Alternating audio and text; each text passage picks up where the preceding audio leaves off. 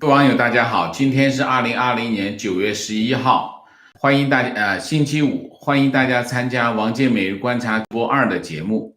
我们今天的题目是中美构建新的政治对抗的框架。这个新闻这不是一个单一的新闻啊，这是我们可以通过这个题目来理解中美之间的对抗在政治层面是怎么样运作的啊。先讲新闻一啊，中国这边王毅去了俄罗斯啊，跟俄罗斯的外长叫拉夫罗夫进行会谈，然后双方会谈之后开记者会，发表了一个联合声明啊。我把这联合声明梳理了一遍啊，我跟大家讲一讲啊。它总共有10个问题啊，讲了10个问题，它里面还有一些琐碎的，其他我就忽略啊。总共讲了10个问题。第一，疫情，双方重申啊，坚定支持世卫组织在全球抗疫合作中发挥协调作用，支持各国深化国际抗疫合作，加快药物和疫苗研发。这是讲美国的，美国已经退出这个 WHO 啊，那么他就讲，我们还是要这个坚定支持世界卫生组织发挥这个协调作用啊，所以你可以看每一条其实都有针对性啊，这第一个。第二个，联合国地位，我们两国绝不容许篡改联合国宪章及其他国际文件中所载入的二战结果啊，这是联合国地位。3，单边主义，坚决反对单边主义和保护主义，反对强权政治和霸凌行径，反对没有国际法依据的单边制裁和长臂管辖。这个中国跟俄罗斯都深深的受到这个美国在这方面的打击，所以他们有共同的语言，这叫单边制裁和长臂管辖啊，长臂管辖。华为就是例子啊，美国这个俄罗斯也是受到这个美国的制裁啊。这是第3。第4，军控，中俄呼吁军控裁军防扩散条约及协定的所有参与国充分履行全部规定条款，严格遵循既定程序解决争端。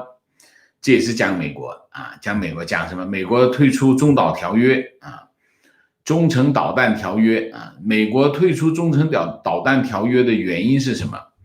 只有一个原因，就针对中国，因为美国撤出中程导弹条约，它就是要把中程导弹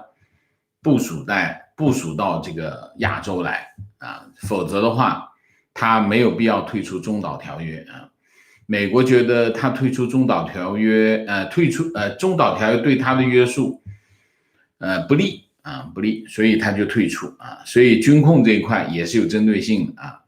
5，人权，反对将国际人权议程政治化，反对以人权为借口干涉主权国家内政啊，这是2个国家都想说的，他们都有共同语言。6，宗教，反对将恐怖主义、极端主义与特定国家、宗教、民族、文明挂钩，反对在反恐问题上采取双重标准，这又是针对美国的啊。7，信息安全，主张应防止非法使用信息通信技术导致国家间冲突，重申联合国在应对信息安全领域威胁中发挥关键性作用啊，这又是说美国的啊，美国就是信息安全的问题啊，来制裁这个华为微信和这个 TikTok。它是你看这个信息安全，其实每一个领域都是有针对性的啊。然后意思就是我们还得去联合国来解决啊。联合国会解决吗？当然解决不了哈。8，数据安全，俄方重视中方提出的全球数据安全倡议啊，欢迎中方为加强全球数据安全做出努力。俄罗斯也好，中国也好啊，都是世界上黑客的集中地啊，也是通过网络黑客手段获取其他国家这个知识产权的一个主要的国家，所以这两个国家讲数据安全是非常可笑的。9、贸易，支持以世贸组织为核心的多边贸易体制那么当然这主要是中国的诉求，那么美国都已经准备退出 WTO 了，所以可见其实所有的东西都是跟美国有关10、热点问题双方高度评价在伊朗、阿富汗、叙利亚、朝鲜半岛等热点地区问题上的协作，强调对话是解决问题的唯一有效途径还有1、2点我就不说了这封联合声明基本上是一封求救信反映了中国在上述这些领域受到来自美国及其西方盟友的很强大的政治压力所以他去找俄罗斯了。你看中国的外交方向很清楚先是亚洲亚洲几个热点国家，一个是韩国一个是新加坡然后是这个什么缅甸然后就是欧洲欧洲跑完之后两个主要的对外的官员，一个是王毅，一个是杨洁篪，基本上就把这个地方跑完了，就是亚洲跟欧洲跑完了，最后只有王毅去俄罗斯，俄罗斯签回来一份联合声明，这基本上是我们可以看出来几点。第一个，俄罗斯是目前中国最重要的战略方向之一那么中国需要俄罗斯政治上的支持联合国及5个常任理事国，中国跟俄罗斯占了2个那么中国跟俄罗斯的合作成为它应对美国这种强大政治压力的一个基本的框架。所以我们之前分析中国主要的战略方向有2个，一个是美国，一个是俄罗斯美国这边当然主要是应对来自美国的政治压力各个方面的压力，很多方面的压力，但是主要是政治压力，集中反映出来的是政治压力那么俄罗斯的方向是什么？俄罗斯方向寻求政治上的支持那么这是为什么过去10年，你可以看到过去10年中国一直在培养一件事情，就是俄罗斯在经济上对中国的依赖中国是在用这个方式来寻求跟俄罗斯的合作。其实俄罗斯在政治上它更倾向于什么？更倾向于不跟中国捆绑在一起但俄罗斯也会需要中国因为俄罗斯它主要的战略方向是2个，一个是美国，一个是欧洲所以它跟中国这边的捆绑，其实大部分的意义是成本有得益，但是成本为主。那么对俄罗斯来说中国需要用经济的依赖手段来捆住俄罗斯，这就是为什么中国跟俄罗斯签那么多看上去好像赔本的买卖，但其实最重要的是为什么？原因是因为中国需要俄罗斯在政治上的支持那么这俄罗斯当然从俄罗斯的角度来说，它一方面它有经济上的好处，另外一方面它也受到来自美国的压力所以从某个程度上来说，它跟中国是有一半相当于有一半是相依为命吧相依为命，但另外一半它又有点远交近攻嘛，它跟中国这个相邻从这个角度来说，它跟中国关系好不到哪去但是他们有共同的对手就是美国，所以他们2个还是有在一起的动力的所以但是有一条，俄罗斯是个双头鹰什么叫双头鹰？俄罗斯的国徽是个鹰2个头，这一头往这边看，这一头往这边看，往这边看是看亚洲往这边看是看欧洲，它是个双头鹰什么意思？就是一旦它受到足够大的诱惑，它会毫不犹豫的抛弃中国，前提是到目前为止他没有得到足够好的出价，所以他还跟中国在一起啊，这就是中俄那一方的情况啊。那么中国有没有得到他想要的呢？这基本上是中国想要的啊。中国需要俄罗斯在政治上给他提供全面的背书啊。这份联合声明就是一个这样的作用啊。那么另外就是在美国这一方，蓬佩奥啊，美国国务卿蓬佩奥今天发表一份声明啊，声明是针对东南亚。昨天他参加了东南亚外长峰会视频会议啊，今天发表一篇声明啊，这份声明他热情洋溢的向东盟国家伸开了热情的臂膀啊。那么他说，面对中共不断升级的侵略和对主权国家自由选择能力的威胁，美国将坚持发声啊。美国长期以来一直是东盟的朋友，在日前举行的东盟美国外长会议上，我重申了美国支持东盟在印度太平洋核心发挥作用啊。那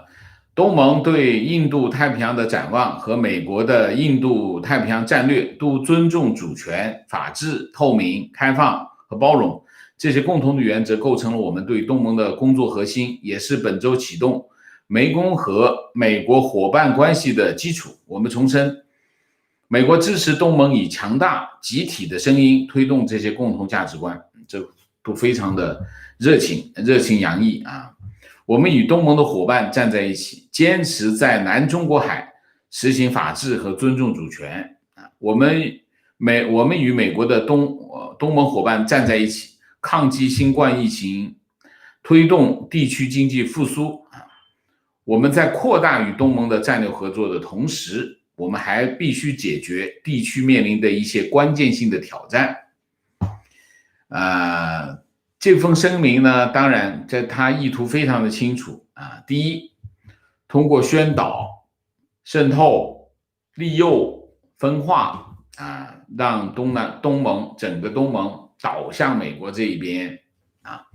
不倒向美国这边，至少保持中立啊，这是美国现在的主要的战略意图啊，这是第一。第二，通过南海问题，把东盟里面这南海沿岸国家拉到美国阵营里面来啊。这里面有两个核心的国家，一个是越南，一个是菲律宾啊。这两个国家是美国在东南亚东盟这个团体当中最重点做的工作，但是在整个东盟的战略要点是什么？在整个东盟来说，战略要点是新加坡啊，新加坡是东盟的领头，所以美国应该是它的重点，一个是越南，一个是菲律宾，是它现在的工作重点。但是他还要瞄着谁呢？瞄着新加坡。新加坡跟中国的关系很好啊，但是他跟美国关系也非常好。新加坡把他的机场都给美国做军事基地，而且新加坡的军人也在美国训练啊，所以这里面就有一系列的微妙的外交操作在里面啊。其中核心的两个点就是一个是越南，一个是菲律宾啊。那我们来分析一下美国现在的对抗中国的战略框架，基本上是大家可以看，基本上是两个层面啊。第一个层面是什么？第一个层面就是地缘政治啊，地缘政治最直接、最明显啊。在地缘政治当中有几个关键性的点啊，你看，就所谓的第一岛链。第一岛链从上面是韩国、日本、台湾、菲律宾啊，这基本上是一个这样的第一岛链啊。第一岛链从这第一岛链的角度来看，好，然后还有越南、菲律宾是这么下来的啊。但是它的主要的重点是哪些国家呢？一个是台湾，一个是香港，一个是东盟啊，东盟我讲了，就是东盟的核心是越南跟菲律宾啊，然后是日本，日本是美国在亚洲最核心、最重要的盟友啊。那么随着朝鲜半岛的温度下降，其实韩国的地位是在下降的啊。所以你可以看，文在寅非常的亲中啊，文在寅是非常亲中，但是你现在看，文在寅的立场改变的非常的快，他真的是倒向了中国倒向了美国啊。那当然跟他现在的地缘政治的价值在下降有关系啊。那么日本，然后是五眼联盟啊，五眼联盟其中核心的一个国家是哪个国家？澳大利亚啊，澳大利亚是整个亚太和亚洲和太平洋的一个枢纽啊，节点关键点的位置啊。所以基本上你可以看美国的对抗中国的第一个层就是什么？就是地缘政治啊，地缘政治通过这几个关键的地区国家热点，对中国形成一个他们叫第一岛链式的这个封堵啊，这是第一。第二，领域啊，通过各个领域进行对抗啊。第一个是金融啊，金融领域反映在哪里？反映在香港啊，这是第一个。第二个，科技领域反映在哪里？反映在华为啊。第三，贸易领域反映在哪里？反映在关税啊。第四，教育反映在哪里？反映在签证啊。第五，文化其实是一个软实力啊，软实力就开始从孔子学院开始进行反击啊。还有最重要的其实什么？就是其实我们看这个美国跟中国跟俄罗斯的声明，你可以看到关于网络这个其实分了两条来讲啊。其实网络就是干净的网络倡议啊，干净的网络倡议就是进行网络孤立啊，数据孤立啊，大概就是一个这个啊，就是从这几个方面对中国进行这个对抗啊。基本上美国是从战略的角度来说，它是两个层面。那么运用的资源有什么？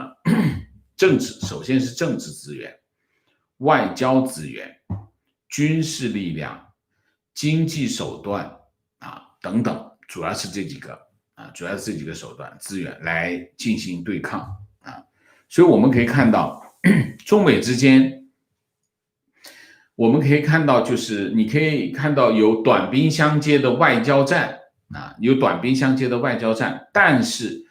真正决定这两个国家在对抗中所处的位置，其实是什么？其实是大国之间的这种珠联璧合啊，各种合作联盟。当然，这里面有两个东西是我们经常被误导的啊，说的最多的话就是没有永远的朋友，也没有永远的敌人，只有永远的利益啊。其实不对啊，这个话是非常误导的。美国在与中国的对抗当中，其实最核心的一个关键点是什么？是价值观。其实价值观是带动了很多方面的合作。价值观啊，这个价值观它在很多层面反映出来。你比如说人权，你比如说在这个信息安全，你比如说宗教，这都是跟价值观有关系啊。为什么西方国家可以形成联盟？核心的问题并不完全是利益，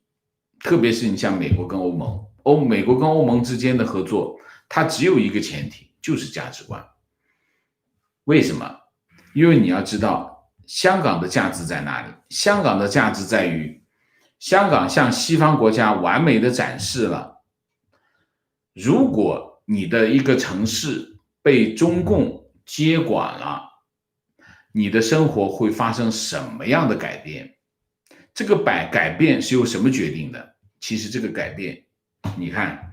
你没有言论自由啦，你会被抓起来啦，你的司法独立没有啦，你的审判会不公啦，然后你可以看到很多连政治上的问题啦，比如说立法会选举推迟啦，为什么？因为他觉得建制派选不赢等等啊，就是香港已经向西方国家完美的展示了共产党他统治下你的生活会发生哪些变化，这些媒体天天都在香港做报道，可以看得很清楚，也就是香港的这个示范，就我们叫橱窗效应，让西方国家开始结成联盟。结成联盟什么？这个结成联盟的纲领来自于哪里？来自于价值观。这个价值观就是我们要有我们的生活，我们要有我们合理的、符合普世价值观的生活方式，其中包括人权、宗教自由、这个司法独立、这个政治上的这个民主，这一系列都是属于价值观。所以所谓的没有永远的敌人，也没有永远的朋友，只有永远的利益，这句话其实是不对的。你可以看，你可以看从冷战开始反映出来的是什么对抗，什么级别的对抗，就是价值观的对抗。价值观的对抗一直是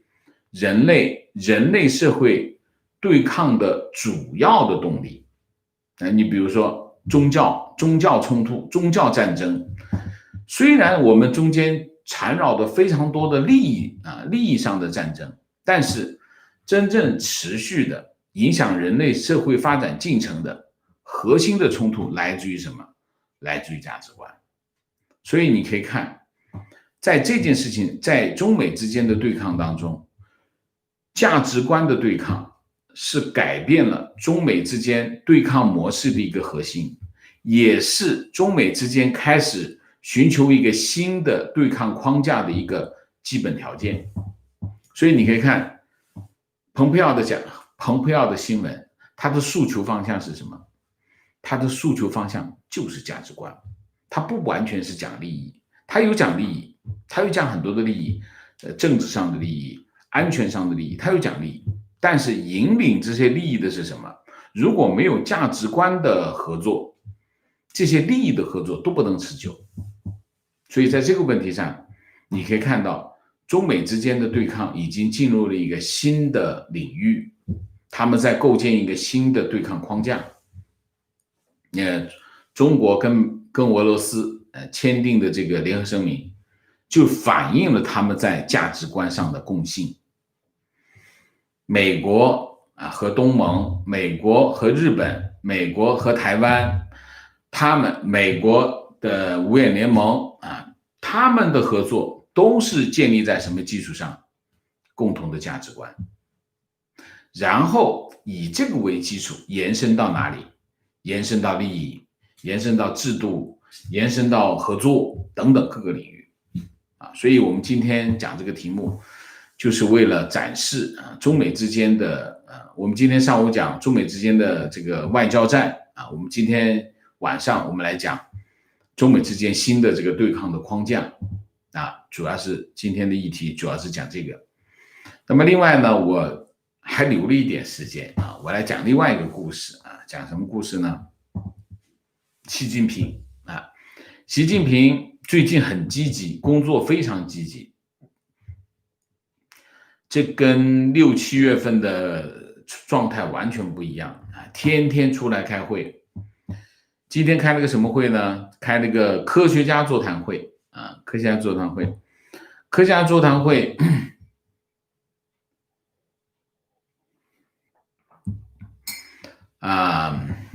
在中国呢，一当了领导呢，他就可以指导所有的工作这个领导是神一般的存在就是说，当你当了像总书记这样的级别的领导的时候，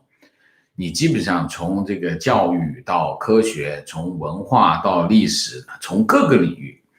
他都可以对你进行指导所以他开个座谈会，请科学家们来听听他讲话，做出指导那这里面隐含的什么意思呢？这里面隐含的有一些我们讲脱钩嘛，中美之间脱钩，中国跟西方脱钩，中国要内循环，我都讲过啊。中国经济最核心的是什么？中国经济过去20年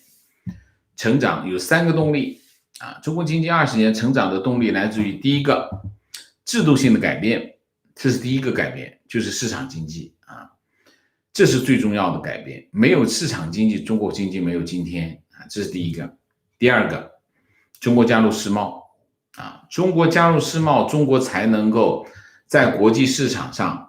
获得他们的市场份额啊，国际市场才能够挣到钱，才能获取财富。中国获取了财富20年到30年的时间，这是第二个。第三个就是科技啊，那么西方国家转移科技给中国，中国从西方国家再顺手捞一点科技回来，科技最后变成什么？科技最后变成产品啊！中国在终端市场获得了大量的这种终端市场的科技，变成产品，才会有中国制造，才会有世界工厂。中美之间的脱钩，中国和西方的脱钩，等于中国要和主要的科技的这个生态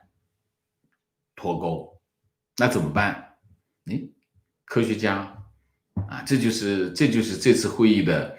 开这个座谈会的主要的诉求方向啊。那我们看看这里面有几个人，我可以想说一下啊。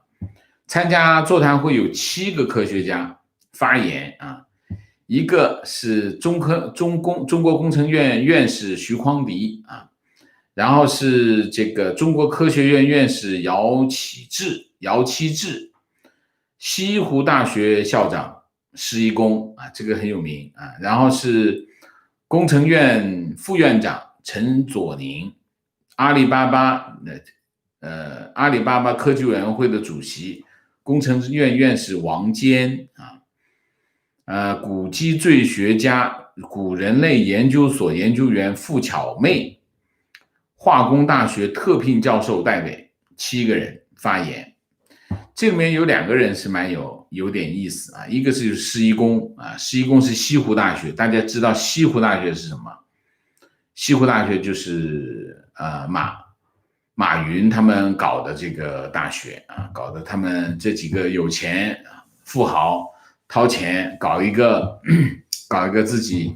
自己能说话的场景啊，说话自己能够说话，能够有人听，上课啊，这叫培养他们需要的人才啊。西湖大学在杭州啊，这是施一公，还有一个叫徐匡迪啊。徐匡迪原来是上海市长啊，后来上海市长退了就去，我印象中是他当过工程院的院长啊，然后就是当了工程院的院士。徐匡迪在上海市长的任上呢，他的搭档我印象中忘记了啊，但是徐匡迪做了一件非常重要的事情。大家知道雄安吗？啊，雄安是什么？雄安在白洋淀啊，在河北啊。这个地方呢，以前白洋淀曾经是中共打游击的地方啊，那地势很低，它白洋淀嘛是一个湖泊，但现在可能都干掉了，我是没去过。徐匡迪，雄安现在在大建雄安，每年投资上万亿啊，去建这个雄安啊。雄安就是白洋淀啊。那么这个地方是拿来干什么的呢？从它的规模和地位来看，是有点像有点像陪都，就是万一打起仗来，我们这个中直机关一跑，离北京也不太远，一跑就跑到雄安去。雄安全部是按照战备级别来修各种建筑物，有一半在地上，有一半在地下，大概是这样啊。每年投上万亿啊。谁给的建议呢？就是徐匡迪。徐匡迪给这个习近平给的建议。为什么？龙脉，这个叫什么？这个雄安是中国的龙脉，所以把这个陪都的位置放在了雄安啊。改名，把白洋淀这个地名改成雄安啊，然后修建一个这个东西啊，这个是真用上了。你看现在我们以前觉得这个建议搞一个这样的陪都没什么用处啊，哎，你别说啊，雄安现在真有意义，有价值了。中国真的有可能打仗，所以我们可能对一件事情的判断要把时间拉长来看。所以为什么在这个科学家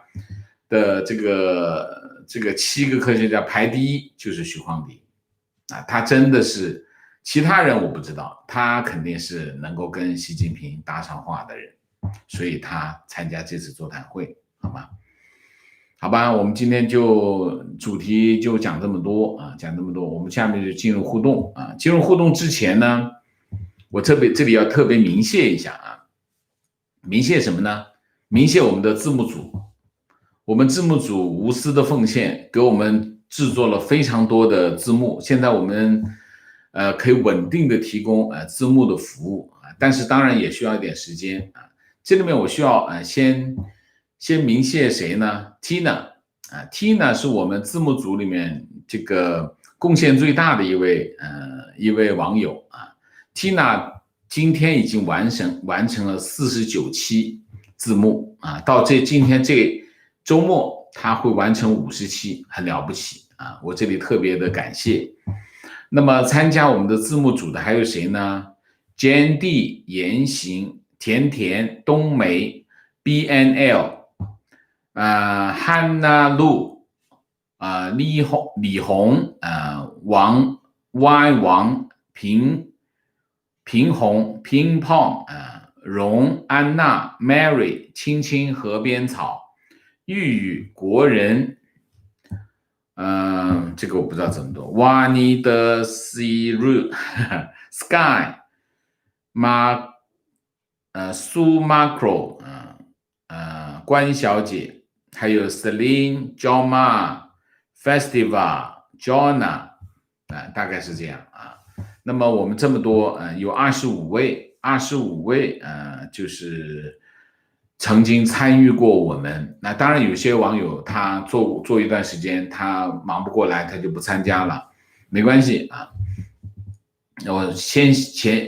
后呢，我们有25位网友参与我们的字幕的制作。那么到目前为止，我们还有20位网友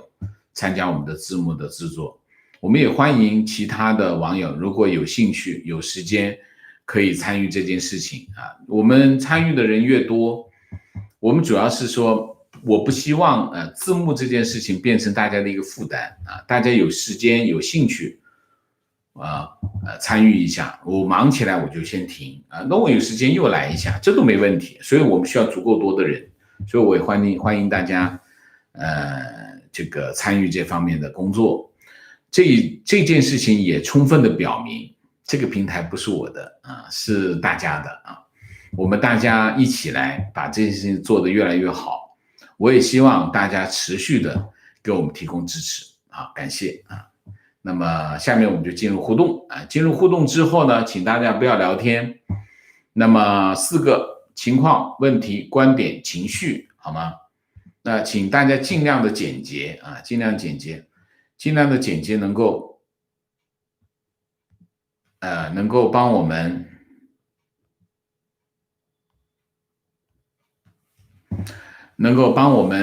节省一些时间，我们可以念更多的内容，好吧 ？OK， 好，明谢 Octree 谢谢 Jessie 蔡谢谢曹明谢谢赵 Susan 谢谢中春建一谢谢梅菲洛斯谢谢 Jet Lee 谢谢 Mika 卡谢谢 Jack Han 谢谢 Mike 朱谢谢。好，明谢。情况：中国联合多国发表论文，新冠病毒从外太空堕落武汉，论文由中国天津疾控中心联合来自日本、英国以及澳洲等多个研究所共同发表，并刊登在我不知道这是什么东西 Elsevier 出版的遗传学期刊啊。这个我看了一下啊，这个是网易上面的一篇报道啊，这是一个有点不大靠谱的东西啊，就甩锅甩到了外太空了，这个锅这次甩的够远了，来自外太空啊，这个有点匪夷所思。你想，如果它来自陨石的话，陨石进入大气层，那得有几千度吧，6、7千度是没问题。这个病毒能活下来吗？这个我不理解，这个我不理解的地方，这是我不理解的地方，好吗？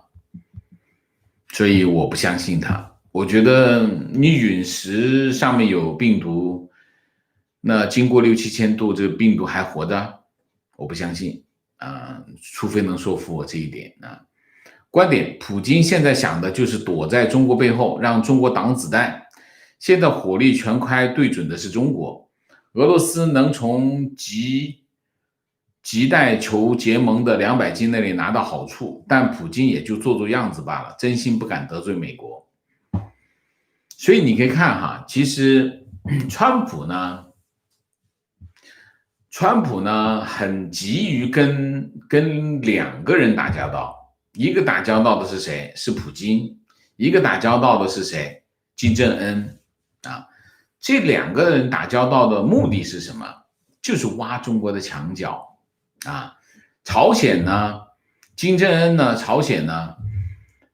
是中国的后院，也是中国用来对付美国的其中一个棋子啊。但是你可以看到，其实呢，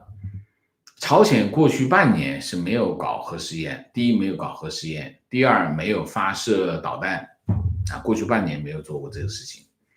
所以我觉得今天这个川普总统在他推特上面发了一个金正恩身体很好，千万不要小看他，发了一个这样的推特啊推文，说明什么？我觉得在美国、在朝鲜、在中国之间肯定一直在发生一些事情，当然这些事情是看不见的战线在发生，一直在发生，激烈的发生。所以针对朝鲜有各种各样的传言，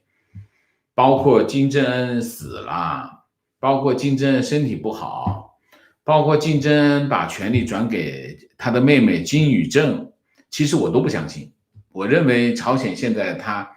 有很多的问题，但是朝鲜的金正恩的地位和权力从头到尾没有变过。为什么？他这种体制很难变的啊，这种体制是非常难变的。金正恩上来以后大开杀戒，杀那么多人，为什么要杀那么多人？他每一个人金家王朝每一个人上来，就从金正日开始到啊，他的儿子叫什么？一直到金正恩，每个接上来的人都是大开杀戒。大开杀戒目的只有一个，建立他稳固的独裁政权。稳固的独裁政权不那么容易改变啊，所以不是那么容易的啊。所以你可以看，川普总统找金正恩其实就是挖中国的墙角，所以你看这么热乎啊，花很多的时间和精力在做这件事。所以你可以看过去半年朝鲜非常安静，没有给美国什么麻烦，他的目的是达到了的啊，川普总统的目的是达到了的。所以你看中朝之间是有一些间隙的，这个间隙从我印象中是今年5月份啊。这个带话，新华社发出来的稿子，金正恩给习近平带话，习近平在回话啊。2国领导，中朝之间，你想想看，劳动党跟中共要这种传话的方式来沟通，这是很少见，非常少，可见中朝之间是有间隙的，所以这是一个方面。另外一方面就是俄罗斯。当然，川普总统的一个如意算盘是没打响，因为出现了一个这个选举过程当中的通俄门。通俄门实际上就把川普和普京做交易的门给堵上了，这件事情是堵上了。他没这，虽然最后证明通俄门这件事情不存在，但是时间过去了，所以实际上川普总统想拉拢这个普京的这个算盘是没有实现。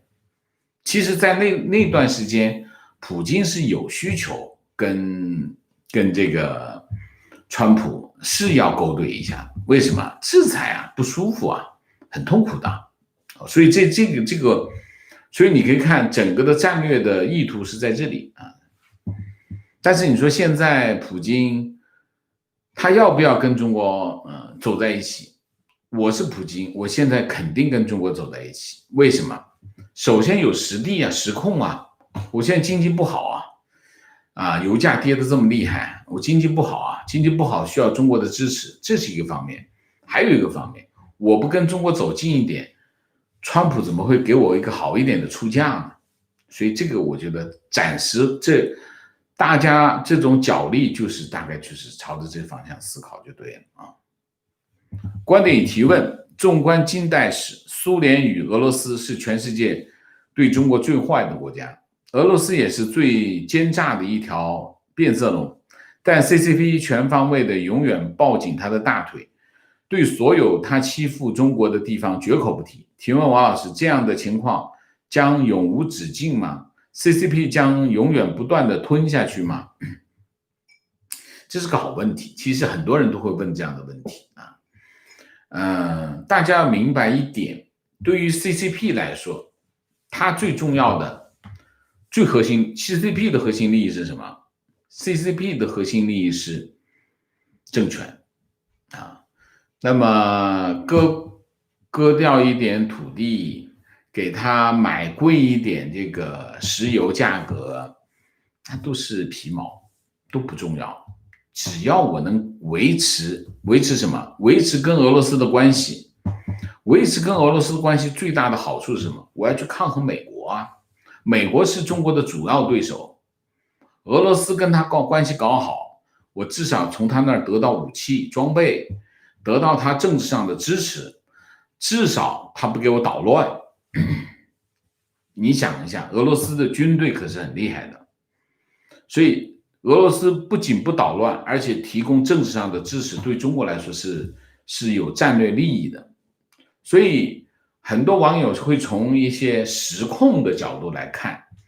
哎呀，这个石油1000这个价格偏贵了。那中共不这么看，中共觉得俄罗斯站在他身边，他心里踏实，这个给点这个钱是小钱，他是这么想啊，他这么想。湖畔大学 ，OK， 更正，马云等企业家发起办学的是湖畔大学，旨在培养新商业文化的新一代科学家。施一公校长是西湖大学，西湖大学前身是浙江西湖高等研究院，聚焦理学、生命与健康、前沿科学等。OK， 我记错了。情况，根据我在东南亚生活的经验，很多华人都笑话东南亚人傻，但在我看来并不是这样。他们很有外交智慧，圆滑，但有原则，善于隐藏自己的想法。你看泰语就知道，很多语义上表达都留有转圜的空间，从来不把话说死，这也是他们小国的生存之道。所以中共想要在东盟铁杆支持他，根本不可能。东盟其实对于东盟来说，我们从东盟的角度来看，这边是美国，这边是中国啊。对于中国来说，这是他们身边的庞然大物啊。中国对东南亚的影响是任何一个国家没有的啊，就是中国在东盟的身边是个庞然大物啊，没有一个东盟国家能够对抗中国。为什么？实力悬殊啊，这有点像中美之间实力悬殊。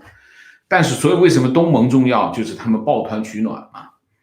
但是另外一个角度来说，但是东盟国家，东盟非常欢迎美国重返亚洲，为什么？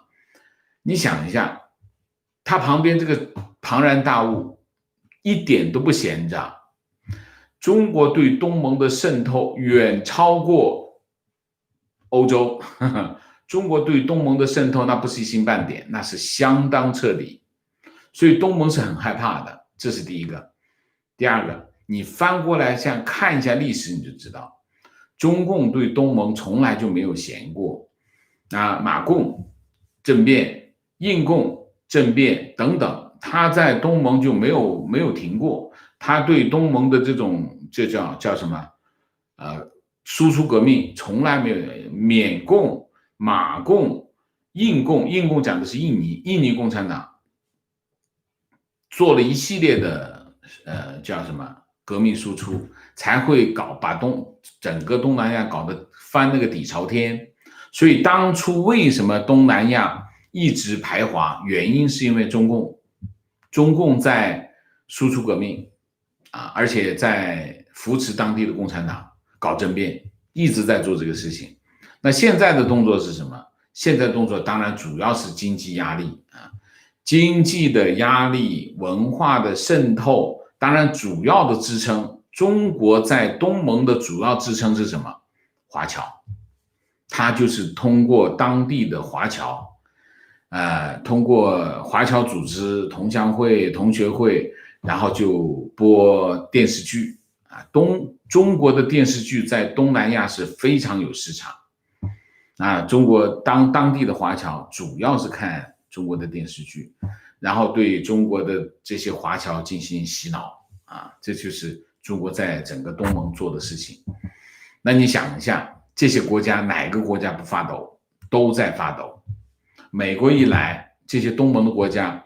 当然不能够这个夹道欢迎给中国看，但是心里是很高兴的，他们是非常高兴的，他们需要美国来帮助他们抗衡中国，这就是整个东盟的心态。但是话不能说出来，事可以办，但是话不能讲，因为为什么？你美国在万里之外，中国就在旁边，所以中国也不能得罪。这东盟的态度就是中国也不得罪，美国来挺好，欢迎你来喝杯茶，你想怎么样？我们合作可以，没问题，我们合作，但是我们不要敲锣打鼓，就这样，这就是东盟的态度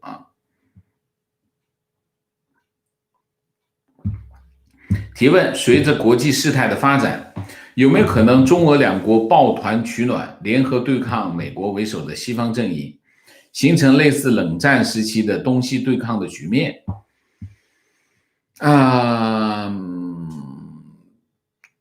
它是这样，现在这个形势跟冷战不一样，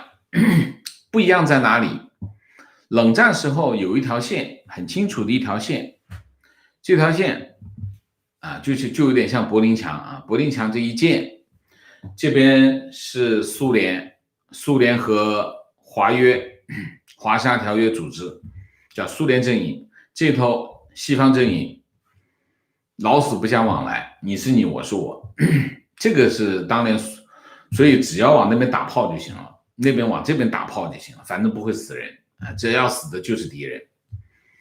但是现在的形势不一样，现在形势你中有我，我中有你。苏联就是俄罗斯跟欧洲他们之间有对抗，也有合作。欧洲呢也有不是铁板一块，欧洲有很多国家，有些跟俄罗斯好，有些跟俄罗斯不好，有些跟俄罗斯对抗，有些是俄罗斯的世仇。你比如说波兰，所以你看美国跟波兰关系很好，把这个从德国撤出来的部队全部安排到哪去了？全部安排去了波兰，把这个战线往前推推到这个，大家你看地图你知道，其实波兰跟俄罗斯接壤它实际上推到了俄罗斯的边上去了所以这是一头这是一头，所以其实它不是铁板一块它不是铁板一块。那么另外一头就是中国跟欧洲啊，中国跟俄罗斯也不是这个大家建立一个军事同盟，没有，他是还没有建立这种以前的这种同盟关系。现在他们是战略合作伙伴关系，战略合作伙伴关系更多的是什么？是政治含义上政治含义上的这个伙伴关系，所以没有像冷战时期的双方的这种盟国的关系。它会不会发展成这样的关系呢？不大容易。为什么？中俄之间的利益点不一样，就是中俄之间，他们虽然有个共同的对手，就是美国，但是俄罗斯跟美国的对抗和中国跟美国的对抗程度不一样而且美国是想把俄罗斯从中国身边拉走，但是美国又对俄罗斯本身是有防备的，所以其实无论俄罗斯也好，朝鲜也好，就是说他看着美国在拉他心里想去，心里痒痒的，但是也不敢去，因为知道美国人不喜欢我，他拉我是有意图的，就是要对付中国。那会不会是我跑到他那边去，他把中国收拾完了以后，回过头来再收拾我呢？这是有可能的。所以他们也不敢完全倒向美国，所以这里面就是有很多的这种不确定性在这里头所以我觉得不大可能再发展成为冷战时期的那种格局，不大可能，就是不断的变化。我觉得现在的局面就是不断的变化中国的影响力也是非常大的，中国对俄罗斯的影响，中国对东盟的影响，中国对朝鲜都是很大的，但是美国的影响也很大，所以这就不断的角力有很多的变化，就是好这个戏码呢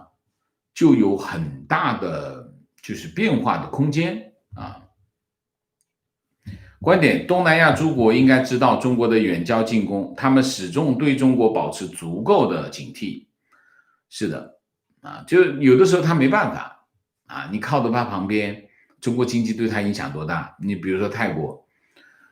要是没有中国人、中国游客，那泰国经济也会受到很大的打击，所以他不敢得罪中国很多东南亚国家都是这样的情况。但是另外一方面，他又知道中国对他们的国家的渗透也很厉害，对他们有很大的影响，也有很大的渗透。他们甚至在做很多他们不想让他做的事情，但他也没有办法。所以美国来了挺好，对东南亚来说是这样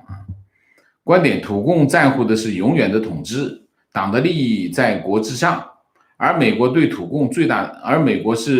大的威胁，就是美国体制的优越性证明土共专制统治的合理性。相反的，俄罗斯虽然对中国有威胁，但不让土共统治合法性受质疑，所以土共自然亲近俄罗斯。他对俄罗斯也不亲近就算你可以看得很清楚俄罗斯对中国人的态度，俄罗斯人对中国人的态度和中国人对俄罗斯人的态度，其实他民间的这种对立的这种情绪还是比较厉害的，比较严重的虽然政府之间、高层之间讲很多很好听的话，但是实际上民间之间这个情况跟美国正好是翻过来中美之间它的其实底下的交流还是非常的活跃的比如说生意还是做得很猛的，现在使劲做生意猛得很。但是中美两国政府的对抗非常的激烈，这个跟俄罗斯正好翻过来情况：中共对内蒙古公职人员如果不把孩子送学校，停职停薪处理，给那些帮助中共打压人民的老师们教师节发2万到1万不等的奖励。农村牧区的人们还在坚持拒绝送孩子，有的地方孩子自己从学校跑出来，学校被警察包围的跟监狱似的这件事情还在持续发生。观点：科学家座谈会有点临时抱佛脚的感觉，但当下中国缺少科技生态环境，更多的是芯片造假的风气，加上不尊重知识产权，不尊重知识分子人格，所以实际成效成疑。中共本身科学，我们的基础科学啊，基础科学这些年中国就做的不多啊，更多的是应用科学。应用科学这一块还主要是急功近利的，要马上出成果的东西。所以科学家讲科学讲这个，那就政治上讲讲吧，啊，也没啥。但是你说中国科技的体制，科学的体制啊是有问题的，为什么？这跟中共的体制是有关系的啊。我们曾经做过几期这样的题目，大家可以翻过去看看，搜一搜。中国科技体制，尤其是中国的科技体制啊，我是觉得它有制度性的障碍，这种制度性的障碍妨碍中国自己。你看中国投这个科研经费投非常高，把人吓死。但是10块钱有没有1块钱真正的到了科研的那个事情上面去？我看是没有，10:1都没有。所以这块吓唬人啊，就是吓唬人。情况，美国次国务卿、副国务卿，就是蓬佩奥下面的人克拉奇，计划下周访台，没错，19号是个关键节点。19号是个关键节点，哪个关键节点？一个，美国副国务卿克拉奇19号访问台湾，两岸论坛19号开啊，还有个什么呀？忘记了，忘了，不好使了脑子。情况，昨天一个内地博主直播时，底下有观众向大家强烈推荐王老师，感慨王老师的影响力啊，谢谢啊，谢谢。观点，中国从上而下都一样，哪有什么现代管理方法，都是学个皮毛。办公现代化，口头汇报变成 PPT， 但是本质上管理文化还是奴才文化。不知道何时，领导代替了总的称呼，还扮着一副奴才嘴脸。OK， 观点，在日本也是，都笑话日本人傻，但这就是这种傻气让国家发展。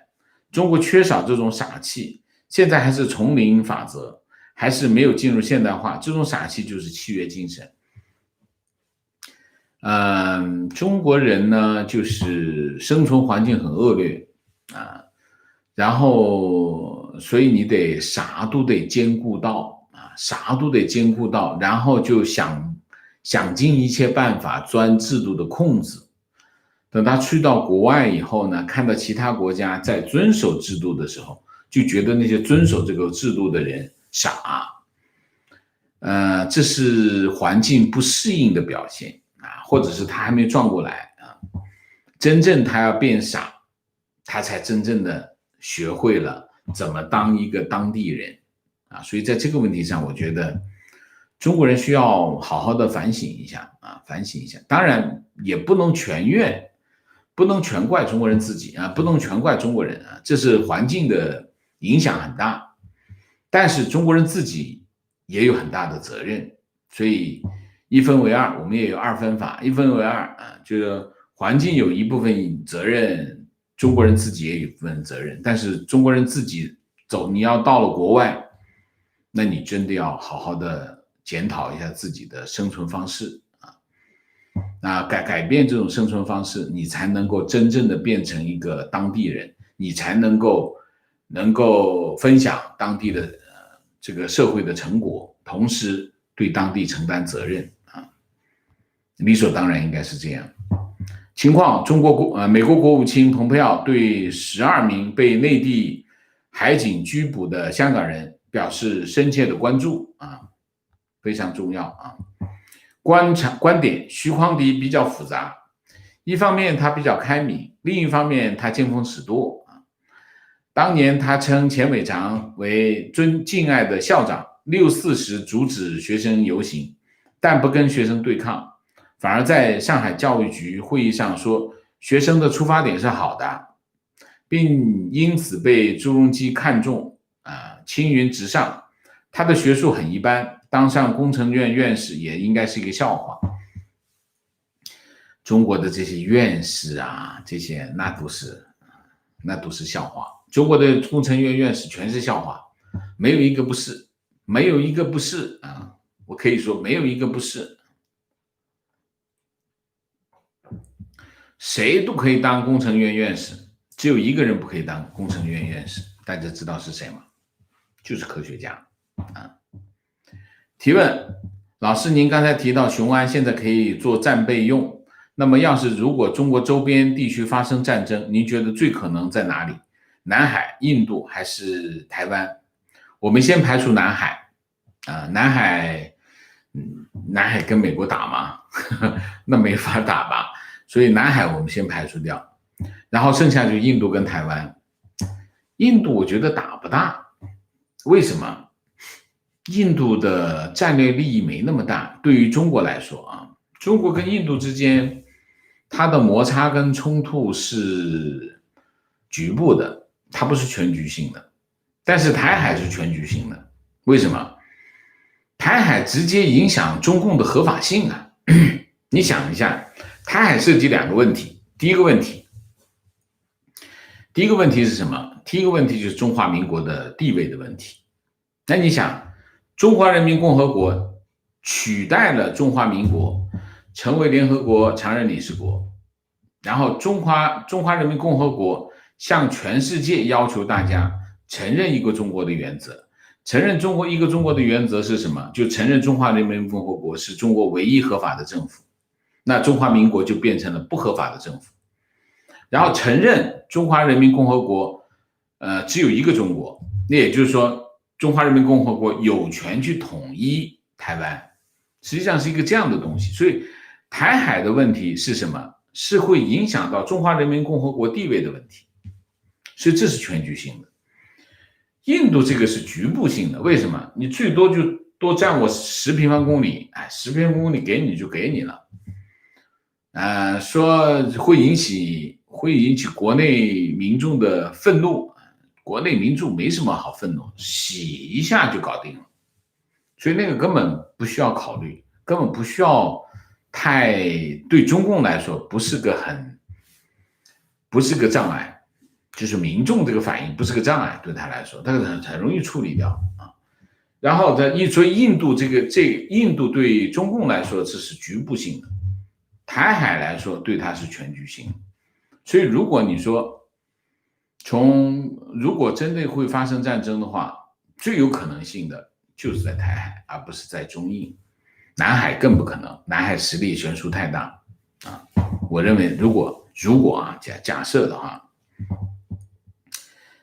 情况：中印冲突，共军亮出长柄大刀，有自媒体老是说是青铜偃月刀，还有人说是唐代陌刀。看来他们都是好学生，没见过街头混混打群架。此前使出的狼牙棒和这次长柄大刀都是街头混混打群架除了火器互轰以外的最大杀器。书生们研究共军这样的混混升级版的确有点难度，呵呵。怎么说呢？就是中印之间有个默契，我们怎么打都不能动枪啊。那不能动枪，中共就动这个狼牙棒，狼牙棒被曝光，那就出这个青龙偃月刀吧，大概是这样的路子啊。问题，请问王老师，中共走到今天的窘境，是共产党的制度必然，还是单纯是习近平领导的问题？现在有很多红二代和海外自媒体把焦点放在习近平，觉得只要换人，共产党的体制还能持续下去。但真的只是习近平个人领导的问题，而不是整个思想制度的问题吗？好问题，非常好的问题。我今天在看，其实我刚才没看完，蔡霞的一个反思啊，他接受美国之音的访问啊，看了一半没看完，我在准备节目啊。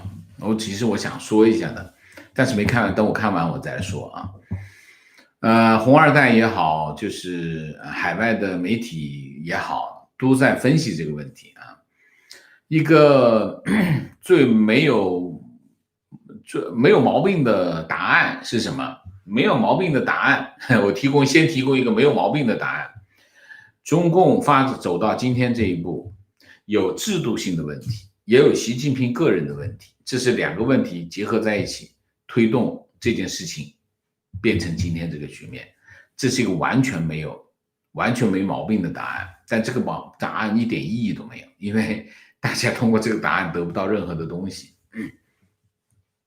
但是我认为就是中共走到今天这一步，其实跟中共的基因是有关系的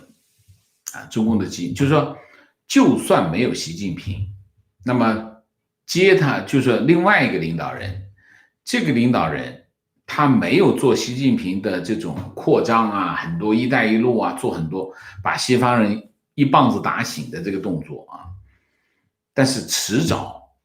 中共都会走这一步的。为什么？他就是这样的基因他就是一帮这样的人共产党就是一帮，你别以为习近平是左派，然后这个朱镕基就是右派，不是的，他们全是左派，他们全是共产党，包括赵紫阳，包括胡耀邦，他们全是左派，他们全是共产党，他们共产党的理想、共产党的文化、共产党的这个行为模式是一模一样的，他们是一路的，只是有不同的做法。这个人的脾气比较急躁，他做事情比较急比较狠，比较猛，比较无耻他直接上来杀人。这个人呢不杀人，他跟你说好言相劝，还是让你走到这边来，其实没有区别。这个人用棒子打，那个人直接把不服从的人杀光，这个人好言相劝，对你洗脑，其实目的是什么？目的是全部把羊赶到圈里去，目的都是一样的，共产党的目的都是一样，把所有的羊赶到圈里去，然后我想吃的时候拎出一只来宰了煮肉吃。共产党所有他的所有一切都是围绕着这个展开，只是有些人动刀动枪，有些人直接用棒子打，有些人好言相劝，有些人分化瓦解，不同方式而已。所以我觉得你从我内心来说，我认为他们只有一个共性，就是把羊赶到圈里去，所以他们迟早是会做这个动作的，他们只是时间问题所以在这个问题上，西方国家的警醒确是一个契机，就是说西方国家今天大家慢慢的看清楚了中共的意图，中共的属性，这是有偶然性的。偶然性在哪里？偶然性就是碰到了一个习近平做事特笨手笨脚，没有一点掩藏没有一点这个掩饰，所以让他的意图暴露，这是一头。另外一头就蹦出来一个香港，习近平的一系列的战略动作，没有掩饰的战略动作，加上一个香港橱窗，香港橱窗真的是让西方人大开眼界。我的天，共产党原来是这么干的。在中国他们不知道共产党在中国干的事情比在香港还要恶劣10倍100倍，他们不知道，他们耳闻到，但是没有看到，没有看到都不算。就算是大家都知道新疆有学习营就是集中营，但是他们是听到了，他也是将信将疑，上百万人给关起来，他无法想象这个局面是什么局面。所以香港这个橱窗加上这个习近平的这个笨的这种战略行动，让西方在这个契机下明白过来，这才是偶然的。而中共走到今天这个地步，我认为是必然的。就我经常讲的那个故事，就是乌龟跟蛇的故事，就是乌龟背着蛇过河，最后蛇还是咬了乌龟。乌龟很奇怪，为什么你要咬我？你要咬我的话，我死了你也得沉下去淹死啊。这个蛇就沉下去的蛇跟乌龟说了：“哎呀，我是没忍住，他就是忍不住的，这是他的本性。”就这样问题，杨白冰那期听得真过瘾，谢谢王老师做这么精彩的节目。请问邓小平的儿子为什么不参政呢？王老师能不能讲一讲？邓小平的儿子长子嘛，因为他残疾没办法参政啊。这第一个，第二个，当时他的开公司嘛，开公司挣大钱，他也不是特别有兴趣啊。一个是性格，一个是他的残疾啊。这个小的嘛，就一看老大在做生意，小的也就挣点钱算了，应该是这个方向啊，这个方向。这里面有一些隐情，但是没什么特别的，也不是每一个中共的红二代都是在从政的，大部分是从政，但是也有不从政的啊。观点非常赞同王老师所讲，所有的称号荣誉都是中共权力的延伸，什么劳模、先进、奖章都是当权者的恩赐，反之则是反革命黑五类啊。好，最后两个啊，观点提问：大陆表彰大会那天，我见墙内网都在为那几个戴链子的人欢呼称美，我一时感慨，在朋友圈发了一个尸山血海沸腾，屠夫魔鬼配奖，冷血无知暗赞，生亦死亦生。生亦死，死亦生。没想到我一个几十年的闺蜜把我删了，开始不知道为什么被删，后来翻看朋友圈才知道她为表彰大会点赞，为战狼外交点赞，请各位帮我出主意，我该怎么面对这件事情？从此不跟闺蜜往来，还是当事情没有发生过，主动跟她联系？闺蜜在墙内，我在墙外，好吧？这是个很经典的案例，就是墙外的人怎么跟墙内的人沟通交流。那我是这样，我的做法，我有一个同学就是一个自干五啊，我们中学同学，我们关系非常好，好到什么地步？我们几十年的交情啊，没有办法改变，但是我们不谈政治，我们只是朋友往来啊，偶尔他也会问我两嘴，我也就答他两嘴啊，但他也不会反驳我，我也不反驳他，这是我们交往的方式啊。大家知道对方的立场，知道对方的底线在哪里。那么作为朋友啊，你真的是把他当朋友，他把你当朋友，我们知道我们边界在哪里，我们和平相处就好，这是我的方式。还有一些方式啊，就是说说服对方，基本上大家记住，萨特讲他人就是地狱，什么意思？其实你是改变不了对方的，但对方也改变不了你，那你就想明白这一点，其他的方式以这个为前提去判断就好，好吗？观点：上午节目中有网友建议王先生建立历史切片专辑，从中国历史发展角度广义分析当今天下大趋势。我的认知和理解是，这将会是一项投入巨大、十分消耗人力和资源的举措，所以必须在大家有共识和鼎力支持下方可成事。我万分支持和赞成，更期盼网友一如既往支持王先生，加倍的给予实质的支持，通过王先生专辑的精辟阐释，扩展我们的世界观，让普世价值呈现新的光辉。非常感谢啊，非常感谢，我会认真的思考这件事情该怎么安排，好吗？观点：王老师之前对金正恩的判断一下子拉开了和其他同类节目的水平，回想起来真的是厉害。希望王老师继续坚持自我，不要太在乎他人的评价，时间会证明水平和实力啊！感谢你啊！好，明谢郭喷塞，谢谢姥姥王，谢谢老师好，同学好。向制作字幕朋友们致敬，我不会做字幕，否则一定会参与。OK， 谢谢姥姥王，你要多保重哦。Jenny Lee， 谢谢 Olivia H， 谢谢Kim Nam Yong， 谢谢支持。周雨婷，谢谢Trans Island Republic， 谢谢徐彦斌，谢谢。OK， 好。我们今天的节目就到这里，感谢大家的参与，我们下个节目再见。再见之前，请大家点赞，请新来的网友订阅，请大家加入我们的会员，支持我们做更好的节目，做更好的自己。谢谢大家，谢谢。